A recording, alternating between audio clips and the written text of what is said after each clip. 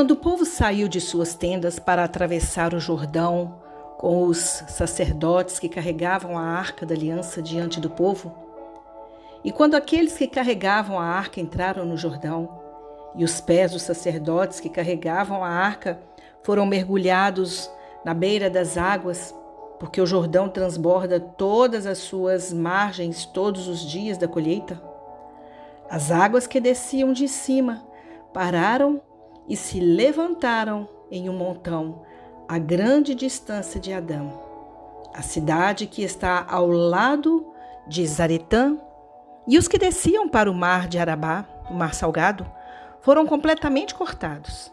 Então, o povo atravessou em frente a Jericó, e os sacerdotes que levavam a arca da aliança do Senhor pararam firmes em seco no meio do Jordão, enquanto todo Israel passava em seco, até que toda a nação acabou de atravessar o Jordão. Essas palavras estão escritas no livro de Josué, capítulo 3, versículo 14 ao 17. Se apenas lermos sobre a separação do Jordão, sem pensar em nada do resto da Bíblia, perderemos 90% do que está acontecendo. Que outras histórias lembram isso? A primeira coisa que vem à mente é a separação do Mar Vermelho 40 anos antes. Em ambos os casos, é claro que Deus está presente, antes pela presença da coluna de fogo e agora carregando a arca na frente deles, o que significava sua presença como se estivesse andando à frente deles no Jordão. Uma diferença interessante é que antes as pessoas se afastavam enquanto o vento soprava para separar a água. Mas desta vez, Deus exigiu que eles pisassem nas águas do Rio Jordão antes que ele dividisse o rio. Antes, ele fazia o milagre para dar-lhes a fé. Mas agora, ele exigia que a fé deles fizesse o milagre. As margens íngremes do Rio Jordão certamente os teriam varrido, assim como os egípcios os teriam matado antes. Mas desta vez, o medo estava em seguir a Deus, não em ficar para trás.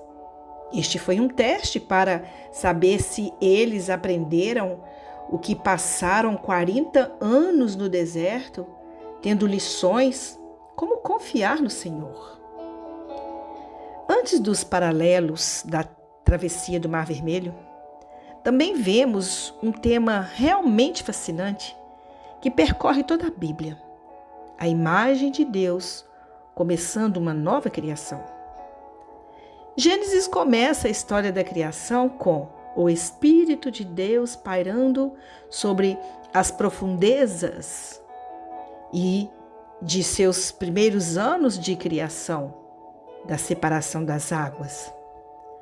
Essa imagem se repete repetidamente nas Escrituras, toda vez que Deus começa algo novo. Há um motivo poético em que a palavra para profundo, que é a palavra terron, que simbolizava o caos. É uma imagem de Deus conquistando o mal e o caos para trazer ordem e uma bela coisa nova à existência. A palavra para espírito em hebraico é ruach, que também significa vento ou sopro. Quando Deus separa as águas por um grande vento, é uma imagem de Deus no ato de criar. Como vemos isso? Primeiro, vemos isso em Gênesis capítulo 1, versículo 1. É claro, mas apenas alguns capítulos depois o vemos novamente, depois que o dilúvio destruiu toda a vida na terra.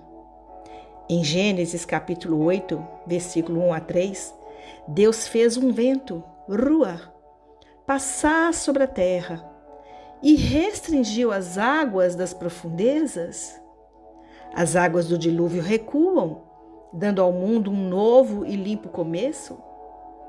Esta também é uma imagem de purificação, pois o mundo é purificado de todo o mal que foi feito por causa da maldade da humanidade. O próximo lugar em que esta imagem ocorre é na divisão do Mar Vermelho, quando o vento Rua sopra para separar as águas para que os israelitas possam passar. Isso marca o início da nova nação de Deus, Israel, que agora teria sua própria soberania e identidade como povo de Deus. Curiosamente, os israelitas caem em pecado, assim como Adão e Eva fizeram após o primeiro ato de criação de Deus.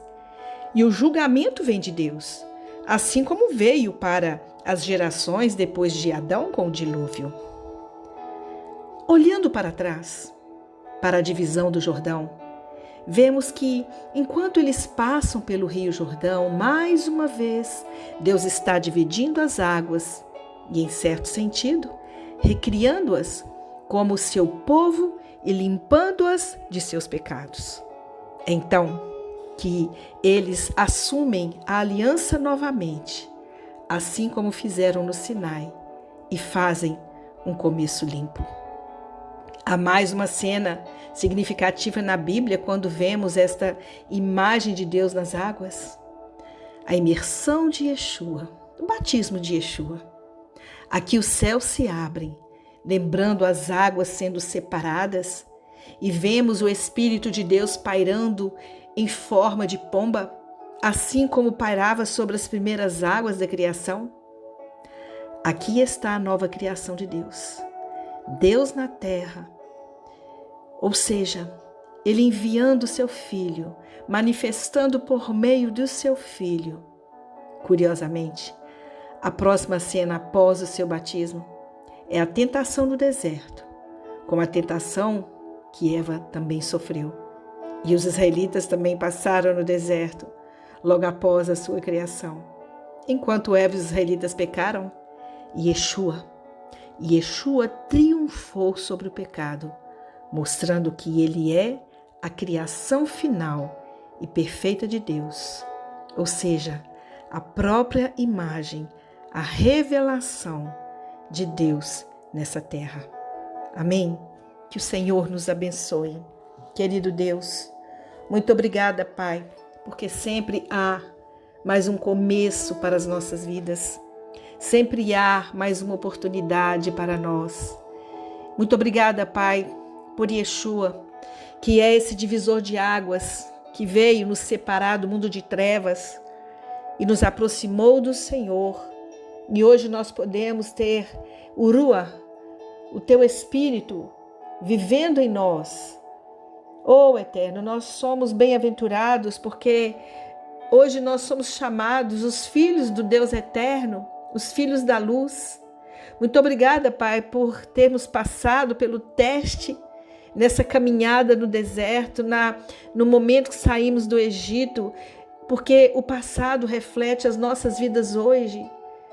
Porque nós cremos, ó Pai, que todos nós estávamos lá no Jardim do Éden, quando o Senhor criou o mundo.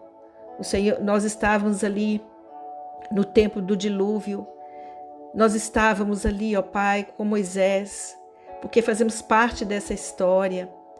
Nós estávamos ali, ó Pai, e hoje nós podemos ver que quando Yeshua veio a esse mundo, nós estávamos ali também, porque no coração de Yeshua já ecoava a salvação para todos os que viessem a crer também. Então a história se repete em nossas vidas e nós te louvamos por isso, Pai, porque podemos mergulhar nestas águas profundas do Teu Espírito Santo e assim sermos santificados. Obrigada, Pai, porque o Senhor sempre nos dá uma oportunidade de começarmos novamente nessa aliança que é santa e perfeita. Nós te louvamos. Em nome de Yeshua HaMashiach. Amém.